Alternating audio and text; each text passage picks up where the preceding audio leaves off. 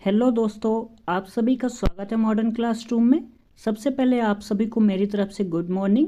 आज है 3 जनवरी और आज के लिए जितने भी इम्पोर्टेंट क्वेश्चन बन सकते थे करंट अफेयर्स के लिए, वह सभी हम आज इस क्लास में डिस्कस करेंगे। आज का हमारा पहला क्वेश्चन है, हाल ही में किस बैंक ने राजस्थान राज्य में सूक्ष्म लघु और मध्यम उद्यमों एमएसएमई के उद्यमियों के लिए अपना प्रमुख व्यवसाय सलाह कार्यक्रम एमएसएमई प्रेरणा शुरू किया है। ये 4 ऑप्शन है, इसमें से आपका जो करेक्ट आंसर है वो हो जाएगा इंडियन बैंक। ये आपका करेक्ट आंसर है। इस क्वेश्चन को डिटेल से समझ लेते हैं। इंडियन बैंक ने राजस्थान राज्य में सूक्ष्म लघु और मध्यम उद्यमों एमएसएमई के उद्यमियों के लिए अपना प्रमुख व्यवसाय सलाह कार्यक्रम एमएसएमई प्रेरणा शुरू किया है। एमएसएमई प्रेरणा किसी भी बैंक द्वारा देश में एमएसएमई क्षेत्र के लिए अपनी तरह की पहली पहल है। इसका उद्देश्य एमएसएमई उद्यमियों को उनकी स्थानीय भाषाओं में कौशल विकास और क्षमता निर्माण प्रशिक्षण के माध्यम से सशक्त बनाना है। हमारा अगला क्वेश्चन है, केंद्रीय मंत्रिमंडल ने 27 दिसंबर 2022 को किस देश में नए वाणिज्य दूतावास खोलने को मंजूरी दी है? तो इसमें आपका करेक्ट आंसर हो जाएगा डी, ए और बी दोनों। कैसे, चलिए पहले ये डिटेल में समझ लेते हैं। केंद्रीय मंत्रिमंडल ने 27 दिसंबर 2022 को मालदीव और लिथुआनिया में नए वाणिज्य दूतावास खोलने को मंजूरी दे दी है। इसको पढ़ने के बाद आपको इस क्वेश्चन का जो आंसर है वो मिल गया होगा। कौन सा? तो पहला हो जाएंगे मालदीव, दूसरा हो जाएगा लिथुआनिया। इन दोनों देशों ने 27 दिसंबर 2022 को नए वाणिज्य दूतावास खोलने को मंजूरी दे दी है। दूसरा फैक्ट है हमारा, भारत ने मार्च 2018 में घोषित 18 देशों में से 14 अफ्रीकी देशों में मिशन खोले हैं। दिसंबर 2020 में कैबिनेट द्वारा अनुमोदित एस्टोनिया, पराग्वे और डोमिनिकन गणराज्य में 3 नए मिशनों को जनवरी 2022 में चालू किया गया। अगला क्वेश्चन है हमारा, फरहान बेहरदीन ने 27 दिसंबर 2022 को क्रिकेट से संन्यास लेने की घोषणा की। वह किस देश से संबंधित है? 4 ऑप्शन है यहाँ पे। इसमें आपका जो करेक्ट आंसर है वह दक्षिण अफ्रीका। जो फरहान प्लेयर थे वह दक्षिण अफ्रीका से संबंधित थे। ठीक है। दक्षिण अफ्रीका के ऑलराउंडर खिलाड़ी फरहान बेहरदीन ने 27 दिसंबर 2022 को क्रिकेट से संन्यास लेने की घोषणा की। उन्होंने 4 विश्व कप में दक्षिण अफ्रीका का प्रतिनिधित्व किया था। उन्होंने 59 एक दिवसीय मैच खेले थे, जिसमें से उन्होंने 30.69 की औसत से 1074 रन बनाए थे और 38 टी20 मैच भी खेले थे, जिसमें से 518 रन बनाए थे। और यदि हम बात करें एक दिवसीय मैच में उन्होंने 14 विकेट लिए और टी20 में उन्होंने 3 विकेट लिए थे। अगला क्वेश्चन है हमारा, हाल ही में भारतीय राष्ट्रीय राजमार्ग प्राधिकरण NHAI के अध्यक्ष के रूप में किसे नियुक्त किया गया है? इसमें आपका जो करेक्ट आंसर है वो हो जाएंगे संतोष कुमार यादव को हाल ही में भारतीय राष्ट्रीय राजमार्ग प्राधिकरण के अध्यक्ष के रूप में नियुक्त किया गया है। ठीक है। इस क्वेश्चन को डिटेल में पढ़ते हैं। भारत सरकार ने 26 दिसंबर 2022 को संतोष कुमार यादव को भारतीय राष्ट्रीय राजमार्ग प्राधिकरण NHAI का अध्यक्ष नियुक्त किया गया है। वह यूपी कैडर के 1995 बैच के IAS अधिकारी भी रह चुके हैं। वह वर्तमान में शिक्षा मंत्रालय के स्कूल शिक्षा और साक्षरता विभाग में अतिरिक्त सचिव भी हैं। यदि हम बात करें ऑप्शन नंबर बी की, सुभाषिष पांडा, इनके बारे में देखते हैं। सुभाषिष पांडा को दिल्ली विकास प्राधिकरण DDA का उपाध्यक्ष भी नियुक्त किया गया है। अगला क्वेश्चन है हमारा, हाल ही में किसने कार्बन एकत्र कर इसे हरित ईंधन में परिवर्तित करने के लिए इटली स्थित मेयर टेक्नीमोंट समूह की भारतीय सहायक कंपनी टेक्नीमोंट प्राइवेट लिमिटेड के साथ एक समझौता ज्ञापन पर हस्ताक्षर किए हैं? इसमें जो करेक्ट आंसर है वो आपको बताना है। तो इसमें आपका करेक्ट आंसर हो जाएगा NTPC। ठीक है। क्वेश्चन को डिटेल में पढ़ लेते हैं। भारत की सबसे बड़ी विद्युत उत्पादन company national thermal power corporation limited यानी NTPC ने 26 दिसंबर 2022 को इटली स्थित मेयर टेक्नीमोंट ग्रुप की भारतीय सहायक कंपनी टेक्नीमोंट प्राइवेट लिमिटेड के साथ एक समझौता ज्ञापन पर हस्ताक्षर किए हैं। इसको आपको ध्यान रखना है।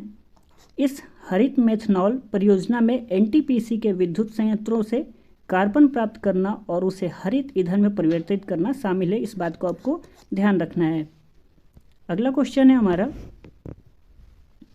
हाल ही में भारत सरकार ने किस राज्य के एक विद्रोही समूह के साथ युद्ध विराम के समझौते पर हस्ताक्षर किया है? इसमें जो आपका करेक्ट आंसर है वो हो जाएगा मणिपुर के साथ समझौते पर हस्ताक्षर किया गया है। क्वेश्चन का डिटेल में देखते हैं। भारत सरकार और मणिपुर सरकार ने 27 दिसंबर 2022 को मणिपुर के एक विद्रोही समूह जेलियनग्रोंग यूनाइटेड फ्रंट यानी ZUF के साथ युद्ध विराम के समझौते पर हस्ताक्षर हुआ है। समझौते के तहत ZUF ने हिंसा छोड़ने और शांतिपूर्ण लोकतांत्रिक प्रक्रिया में शामिल होने पर सहमति व्यक्त की। जेलियनग्रोंग यूनाइटेड फ्रंट यानी ZUF की स्थापना 2011 में हुई थी। इसको आपको याद रखना है। यह एक नागा समूह है जो मणिपुर में सक्रिय है। अगला क्वेश्चन है हमारा, हाल ही में विज्ञान और अनुसंधान के क्षेत्र में उत्कृष्ट प्रदर्शन के लिए अटल सम्मान पुरस्कार 2022 से किसे सम्मानित किया गया है? तो इसमें जो आपका आंसर है प्रभु चंद्र मिश्रा को हाल ही में विज्ञान और अनुसंधान के क्षेत्र में उत्कृष्ट प्रदर्शन के लिए अटल सम्मान पुरस्कार 2022 से सम्मानित किया गया है। प्रभु चंद्र मिश्रा को 27 दिसंबर 2022 को विज्ञान और अनुसंधान के क्षेत्र में उत्कृष्ट प्रदर्शन के लिए अटल सम्मान पुरस्कार से सम्मानित किया गया। उनका कार्य क्षेत्र बांझपन में स्टेम सेल और पुनर्योजित चिकित्सा है। वह स्टेम सेल और पुनर्योजित चिकित्सा के अंतर्राष्ट्रीय संघ के अध्यक्ष भी हैं।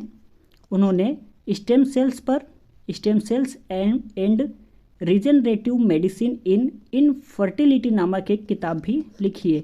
इनकी किताब का नाम हम बात करें तो stem cell and regenerative medicine in fertility नामक एक इनकी किताब है। अगला क्वेश्चन है हमारा, हाल ही में अंतर्राष्ट्रीय क्रिकेट परिषद के वर्ष 2022 के उभरते हुए खिलाड़ी पुरस्कार नामांकित सूची के पुरुष वर्ग में किसे शामिल किया गया है? तो इसमें आपका करेक्ट आंसर हो जाएगा अर्शदीप सिंह को। यदि बात करें महिला में तो वो हो जाएंगी यास्तिका भाटिया और रेणुका सिंह को। इस क्वेश्चन को डिटेल में पढ़ते हैं। भारतीय अर्शदीप सिंह को पुरुष वर्ग में और यास्तिका भाटिया और रेणुका सिंह को महिला वर्ग में अंतर्राष्ट्रीय क्रिकेट परिषद की वर्ष 2022 की अमर्जिंग प्लेयर पुरस्कार सूची में शामिल किया गया है। आईसीसी द्वारा 28 दिसंबर 2022 को नामांकित सूची की घोषणा की गई थी। अन्य खिलाड़ियों में तेज गेंदबाज मार्को जानसेन, अफगानिस्तान के बल्लेबाज इब्राहिम जर्दान और न्यूजीलैंड के बल्लेबाज फिन एलन शामिल हैं। अगला क्वेश्चन है हमारा, हाल ही में हसमुख अधिया और एसएस राठौर को 27 दिसंबर 2022 को किस राज्य के मुख्यमंत्री के क्रमशः मुख्य सलाहकार और सलाहकार के रूप में नियुक्त किया गया है? तो इसमें आपका करेक्ट आंसर हो जाएगा गुजरात के मुख्यमंत्री के लिए यह जो सलाहकार नियुक्त किए गए हैं किनको? हसमुख अधिया और एसएस राठौर को 27 दिसंबर 2022 को।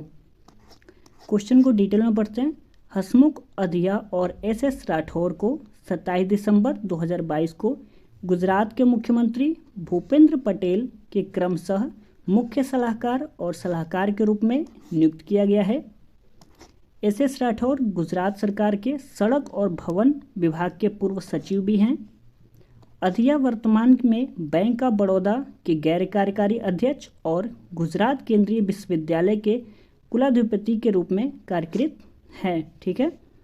अगला क्वेश्चन हमारा, हाल ही में भारत सरकार और एशियाई विकास बैंक यानी एडीबी ने किस राज्य में शहरी सेवाओं में सुधार के लिए $125 मिलियन के ऋण पर हस्ताक्षर किए हैं? इसमें आपका करेक्ट आंसर हो जाएगा बी तमिलनाडु।